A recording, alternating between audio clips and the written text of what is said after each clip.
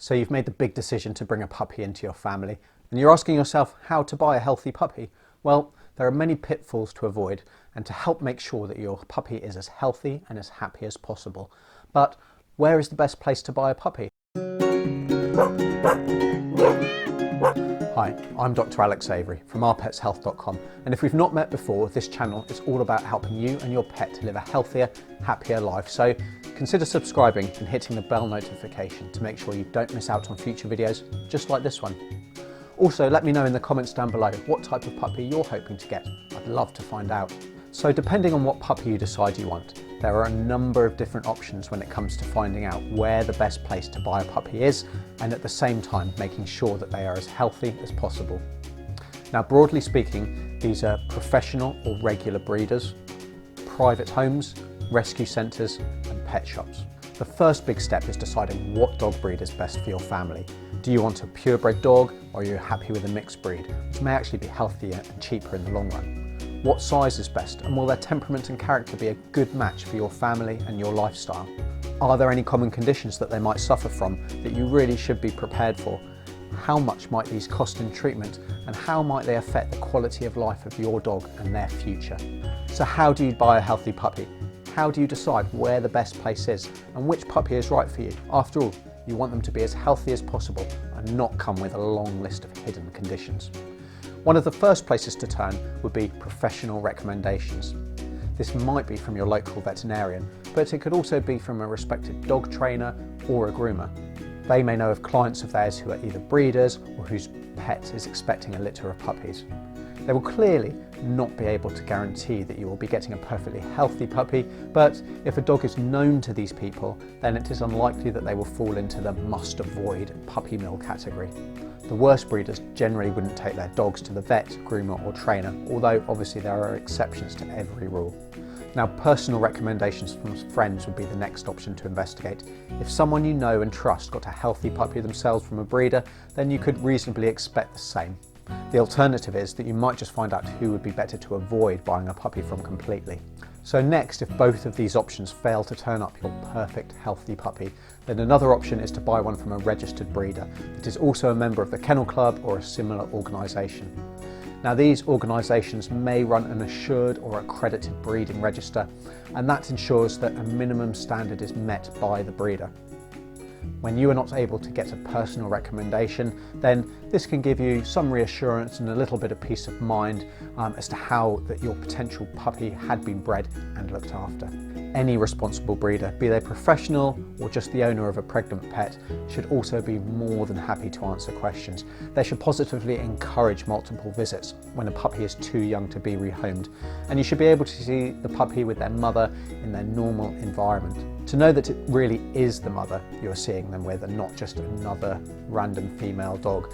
You should see the puppy suckling from her, and you'll also be able to tell by the level of interaction between the puppies and the female dog.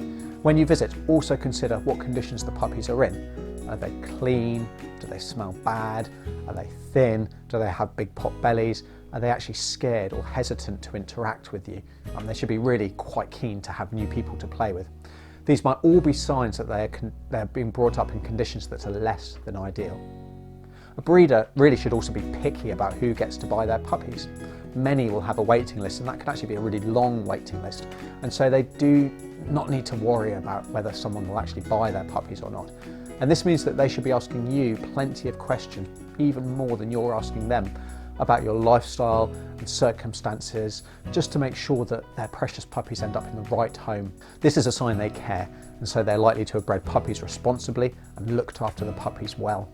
One thing to be aware of, and this doesn't just apply to Kennel Club breeders, is the fact that some breeders will focus on obtaining the most extreme version of the breed standard conformation for their breed. This is seldom a good thing, with the result often being an increased risk of health issues later on in life. Now, nowhere is this more apparent than the current trend for breeding dogs with more and more squash noses, such as pugs and French bulldogs. And their bodies have really become so squashed that they often suffer from breathing issues, from skin disease, and even spinal problems. Now, this is something to consider, not just when deciding what breed you want, but also which breeder to use. Never buy a puppy from an advert in the paper or internet ads without satisfying yourself that the puppy's conditions and upbringing are the same as you had established from a breeder? How do you know that you're not supporting puppy mills or puppy farms if you don't see the conditions that the puppy is living in and being raised in? How do you know if you don't talk to the owners and meet the puppy's mother in person? Also, never just meet a breeder or owner halfway on the side of the road or in a service station. This happens. I've seen the results, and all too often, unfortunately, the puppy is in a poor condition and it's got some really serious health problems. It's so sad to see these puppies, but in rescuing them, you're actually supporting terrible breeders who have no thought for the welfare of their dogs or puppies. By giving them money, you're positively encouraging this behaviour. So it's for this reason too that you should think again about buying a puppy from a pet shop. The vast majority of pet shop puppies come from unethical puppy mills. They may come with serious existing disease and they're often poorly socialised. It is only by refusing to buy puppies from these puppy mills that they will ever shut down. Otherwise, they will keep making money and keep breeding puppies. Check out my other video for my 10 reasons not to buy a pet shop puppy to learn more. So my final option to consider in how to buy a healthy puppy is to actually buy your puppy from a shelter or rescue centre. Now, these dogs find themselves being abandoned, often due to relationship breakdown, a house move, a new baby arriving, so abandoned through no fault of their own. In the US, 6.5 million animals enter the shelter system every year, with around 1.5 million being euthanized.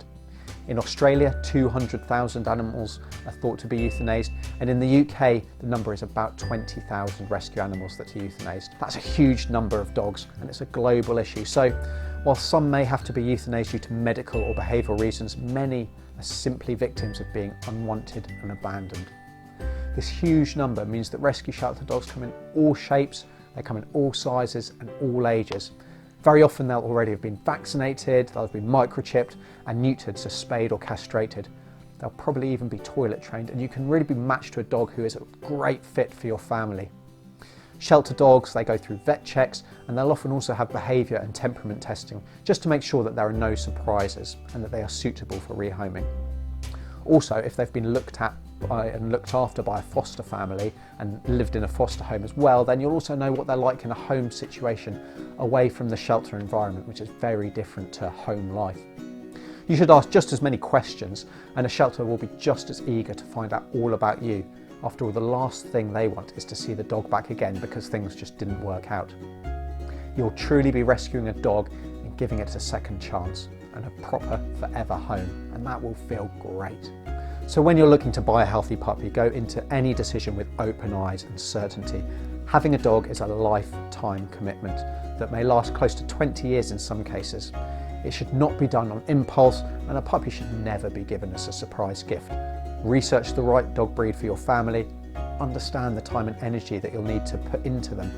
Make sure that you have the time and a plan in the early days when socialisation is so important. Our dogs bring so much to our lives, it's only right that we respect them as family members who deserve our full attention and commitment. So I hope this video helps answer how to buy a healthy puppy and that you find your perfect new dog. Let me know below if you have any questions, and please come back and let me know what puppy you get. I'd really love to hear. Also, remember to subscribe to make sure you don't miss out on future videos all about helping you and your pet to live a healthier, happier life. And until next time, I'm Dr. Alex from Our Pets Health, because they're family.